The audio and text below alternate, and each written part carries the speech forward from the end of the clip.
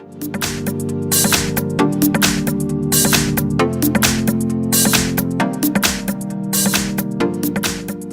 have KRUGER MATZ Live 7S and let me show you how to add the fingerprint protection on the following device. So at the very beginning you need to start by using your home screen, then find and select the settings.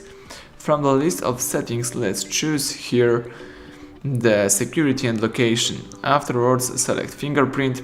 As you can see here we've got the instructions about your fingerprint. Let's tap next. Before you add the fingerprint you need to set up some backup method. It could be pattern, pin or password. In my case let me use pattern. So you can use the pattern to secure the startup. In my case let me tap no. Now it's time to choose your pattern. In my case let me use the following one. Tap next and let's do it again just for confirmation. And now you have to choose the form of notification. You can select show all notification content. You may also hide the sensitive one or don't show notifications at all. In my case let me show all content. Tap done. Now you need to touch the sensor. So the sensor is located at the back of the device right here. Let's just start tapping the sensor a couple of times just to save the whole fingerprint. Let's just keep tapping the sensor. Alright, fingerprint added.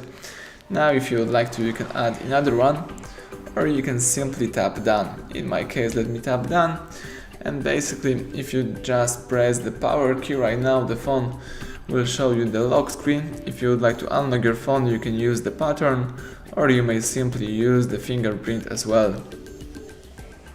That's it. So everything went well, thank you for watching, please subscribe our channel, leave thumbs up under the video.